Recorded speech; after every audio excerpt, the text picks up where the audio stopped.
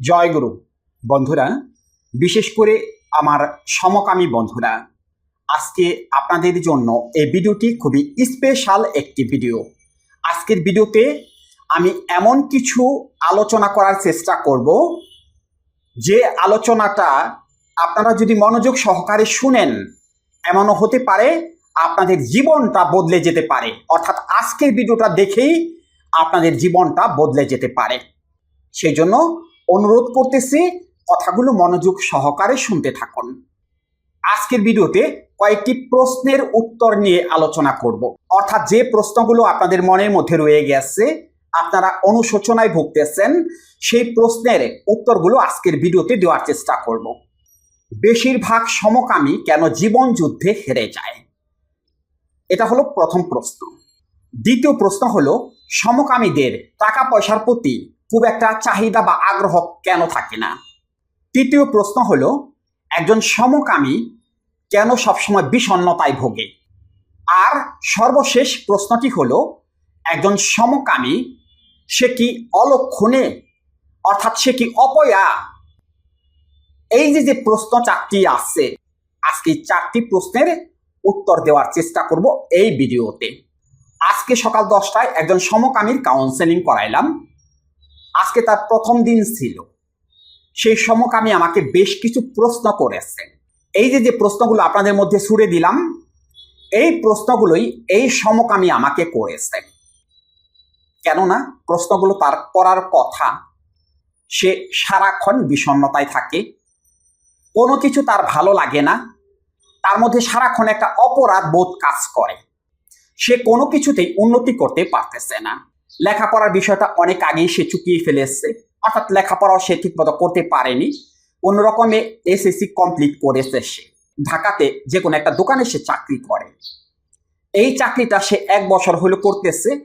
এর আগে সে এরকম অনেক চাকরি পরিবর্তন করেছে।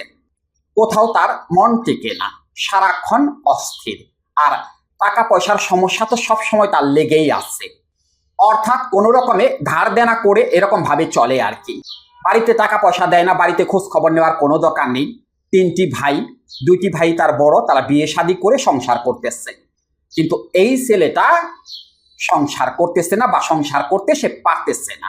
অথচ তার কিন্তু সবকিছু ঠিক আছে, কোনো সমস্যা নেই। কিন্তু আরেকজন পুরুষ দেখলে তার কিন্তু শক্ত হয় বা স্ট্রং হয়। কিন্তু ওই মেয়েদের প্রতি তার চাহিদা নেই বা আকর্ষণ নেই বিধায় সে বিয়ে করতে পারতেছে না। এইভাবেই তার দিন চলতেছে। অর্থাৎ দিনের বেলাতে কোনো রকম একটা চাকরি টাকরি করে আর কি, ওই কোনো রকমের সময়টা পাস করে বা নিজের যে খাবারের চাহিদাটা আছে সেটা মেটানোর চেষ্টা করে। আর বাকি সময়টা ওই যে অমুক জায়গায় তমুক জায়গায় কোথাও গান হইতেছে কিনা, কোথাও মজমা হইতেছে কিনা, কোথাও কোনো বড় অনুষ্ঠান হইতেছে কিনা, অর্থাৎ যেখানে লোকজনের গ্যাদারিং বেশি হয় সেই জায়গায় সে ব্যস্ত হয়ে পড়ে।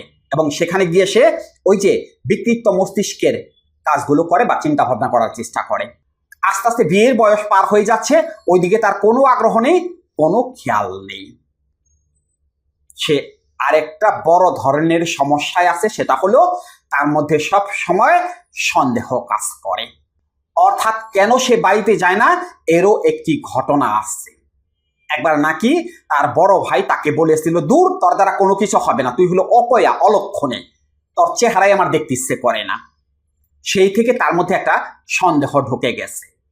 এই ছেলেটা যে সমকামী এটা কিন্তু তার বড় ভাই বা ফ্যামিলির লোকজন কেউ কিন্তু জানে না। কিন্তু তারপরে তার মধ্যে ওই কথাটার পরে সন্দেহ কাজ করতেছে। এখন সে কোথাও স্বস্তিতে যাইতে পারে না। ফ্যামিলিগত যদি কোনো একটা অনুষ্ঠান থাকে সেখানে সে যায় না। ওই যে নিজেকে অপয়া মনে করে। সেভাবে আমি ওখানে গেলে পরে মনে হয় বড় একটা সর্বনাশ হয়ে যাবে। এবং শুধু ওই জায়গাটাই না, এমনকি সে এখন গাড়িতে গেলেও মনে মনে ভাবে যে আমার জন্য মনে হয় এই গাড়িটা অ্যাক্সিডেন্ট করতে পারে, বা এই গাড়িতে যে যাত্রীগুলো আছে তাদের জীবন চলে যেতে পারে আমার জন্য। অর্থাৎ এই রকম অপরাধ বোধ তার মধ্যে সারাক্ষণ কাজ করে। ছেলেটা প্রথম দিন কাউন্সিলিং এর সময় হাওমাও করে কাঁদতেছিল। ছেলেটা বলতেছিল, স্যার আমি মুক্তি চাই, আমি এই যন্ত্রণা থেকে মুক্তি চাই। এবার আসুন ওই ছেলেটার প্রশ্নগুলোর উত্তর বা সমাধান দেওয়ার চেষ্টা করি, বা যে প্রশ্নগুলো আপনাদের মধ্যে ছুড়ে দিয়েছি আমি, সেই প্রশ্নের উত্তরগুলো দেওয়ার চেষ্টা করি। কেন বেশিরভাগ সমকামীর টাকা পয়সার প্রতি চাহিদা নেই বা চাহিদা থাকে না? এর কারণটা কি? কারণটা ক্লিয়ার, কারণটা আপনারাও জানেন। একজন মানুষের টাকা পয়সার প্রতি কখন চাহিদা তৈরি হয়? যখন তার ফ্যামিলি থাকে, ফ্যামিলিতে স্ত্রী আছে, সন্তান আছে, বা যদি বিয়ে না করে থাকে, মা আছে, বাবা আছে, ছোট ভাই বোনেরা আছে, বড় ভাই বোনেরা আছে, তাদেরকে মানুষ করতে হবে, বাড়িতে সুন্দর একটা ঘর দিতে হবে।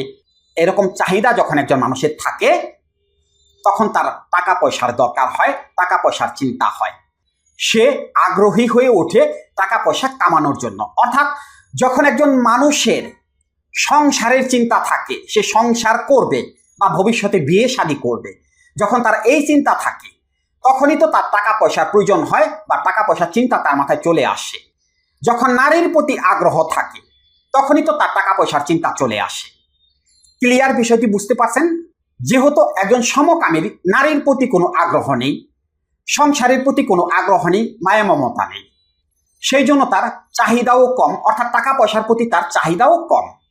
দ্বিতীয় উত্তরটি হলো, কেন একজন সমকামীর পড়াশোনার প্রতি বা কাজের প্রতি কোনো আগ্রহ থাকে না? কেন তাকে বারবার চাকরি পরিবর্তন করতে হয় বা ব্যবসা পরিবর্তন করতে হয় বা লেখাপড়া কেন বন্ধ করে দিতে হয়? এই বিষয়টিও আপনারা খুব ভালো করে জানেন। তারপরেও আমি সাইকোলজিক্যাল ব্যাখ্যা দিতেছি। এদের মাথায় সবসময় কি কাজ করে? ওই যে কোথায় গেলে ভালো একজন পুরুষ পাওয়া যাবে, তার সাথে কিভাবে সম্পর্ক করা যাবে, এইরকম চিন্তা তাদের মাথায় সারাক্ষণ আসতে থাকে।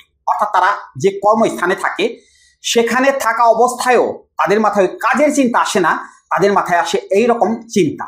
অর্থাৎ সারাক্ষণ তাদের মাথায় এইরকম চিন্তাগুলো আসতে থাকে। আর এটা এমন একটা আসক্তি বা নেশা, একজন নারীর চেয়ে যারা সমকামী তাদের নেশা বা তাদের আসক্তি বেশি। নারীর প্রতি আসক্তি থাকলে বা আগ্রহ থাকলে সেই পুরুষ প্রচুর পরিমাণে টাকা পয়সা ইনকাম করার জন্য ধান্দায় থাকে।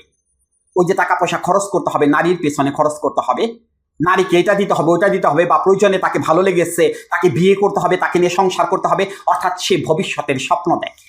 আর এরা তো কোনো ভবিষ্যতের স্বপ্ন দেখে না, কেননা এরা তো নিজে থেকেই জানে যে আমরা সংসার করব না, আমাদের কোনো সন্তান টন্তান হবে না, অথবা আমাদের টাকা পয়সার দরকারটা কি, কোনো রকমে হলেই চলে।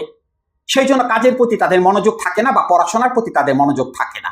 সেই জন্য তাদের মাঝে মধ্যেই চাকরি বদলাইতে হয়। অর্থাৎ কোনো জায়গায় তারা স্বস্তিতে নেই বা শান্তিতে থাকতে পারে না।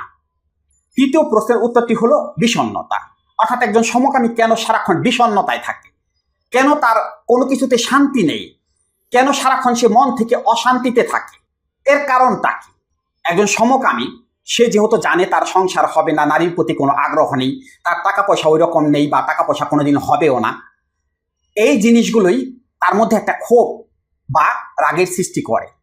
সে না পাওয়ার বেদনায় ভুগতে থাকে। কেন ভুগতে থাকে? সে যখন অন্য 10 জন মানুষকে দেখে, এরা তো কিছুটা হলেও একটা সময় ভালো চিন্তা ভাবনা করে, অনুশোচনা করে। অর্থাৎ এক জায়গায় গেল ঘোরার জন্য, সেখানে দেখলো একটা ফ্যামিলি কি সুন্দর ঘোরাফেরা করতেছে, বা একজন লোক বা একটা ছেলে কি সুন্দর তার স্ত্রীকে নিয়ে বা তার প্রেমিকাকে নিয়ে ঘোরাফেরা করতেছে, কি সুন্দর ফুচকা খাইতেছে, চটপটি খাইতেছে। এই যে জিনিসগুলো তারা দেখে, দেখার পরে ওই সময়টায় তাদের মধ্যে অবশ্যই অনুশোচনার জন্ম নেয়। আর ওই অনুশোচনা থেকেই তাদের মধ্যে বিষণ্ণতা চলে আসে। অর্থাৎ কোনো কিছুই তখন তাদের আর ভালো লাগে না।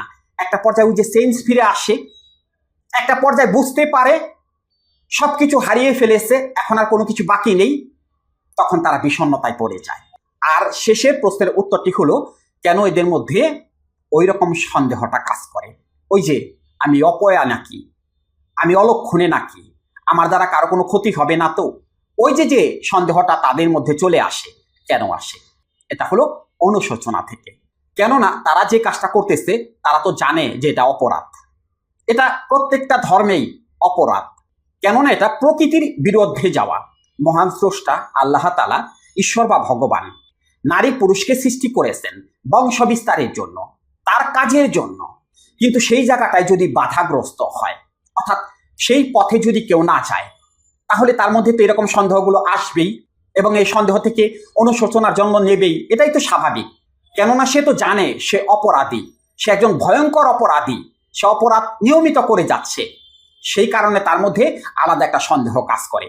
আমি মনে হয় অপয়া, আমার দ্বারা মনে হয় কোনো কিছু হবে না, আমি অমুক জায়গায় গেলে পরে মনে হয় ওই কাজগুলো নষ্ট হয়ে যাবে, এরকম এক সন্দেহ সারাক্ষণ তাদের মধ্যে কাজ করে। সেই জন্যই আমি যাদের কাউন্সেলিং করাই, অর্থাৎ আমার মুসলমান ভাইদের যাদের আমি কাউন্সেলিং করাই, তাদের শুরুতেই একটি শর্ত দিয়ে দিই, সেটা হলো তাদের 5 ওয়াক্ত নামাজ পড়তে হবে বাধ্যতামূলক। এই মনের সন্দেহটা দূর করার জন্য নামাজ পড়তে হবে, অর্থাৎ দিনের পথে থাকতে হবে। আর সবসময় অতীতের ভুলের জন্য মহান স্রষ্টার কাছে, আল্লাহর কাছে ক্ষমা চাইতে হবে। একটা পর্যায়ে মহান স্রষ্টা বা আল্লাহ তাআলা অর্থাৎ সৃষ্টিকর্তা তিনি ক্ষমা করে দেন। কেউ যদি তার ভুলের জন্য ক্ষমা চায় তার কাছে, তাহলে তিনি ক্ষমা করে দেন, অতএব আপনাদেরও ক্ষমা করে দেবে। কিন্তু জেনে শুনে পরবর্তীতে যদি আবার ভুল করেন, তাহলে তো তার কোনো ক্ষমা হতে পারে না। কেননা মহান স্রষ্টা তো আপনাদের বিবেক দিয়েছে। সেই বিবেক হলো একজন মানুষের বড় আদালত। সেখানে তো বিচার হয়ে গেছে, বিচারের রায় হয়ে গেছে।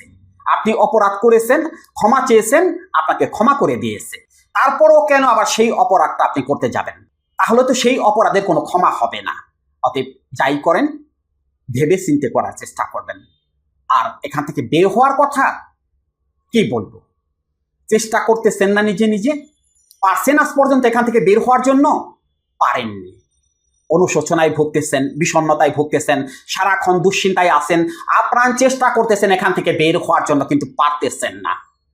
একা একা পারবেন না, ক্লিয়ার কথা একা একা পারবেন না। আপনাকে এখান থেকে বের করার জন্য আরেকজনের প্রয়োজন আছে, অর্থাৎ যিনি আপনাকে কাউন্সেলিং করাবে। আপনার ভেতরে ভুল ধারণাগুলোকে বের করে নিয়ে আসতে হবে শুধুমাত্র কাউন্সেলিং এর মাধ্যমে। এই সমকামীদের যদি সঠিকভাবে 4 থেকে 5টা দিন কাউন্সেলিং করানো হয়, এরা এই পথ থেকে বের হয়ে আসতে বাধ্য হবে। 1 টাকার ওষুধও লাগবে না। যদি কথা শোনে, তাহলে সারা জীবনের জন্য সমকামিতার আগ্রহ দূর হয়ে যাবে, মনের পরিবর্তন হয়ে যাবে। কথার মাধ্যমে কিভাবে মনের পরিবর্তন হয়, যখন কাউন্সেলিং করবেন তখন বুঝতে পারবেন।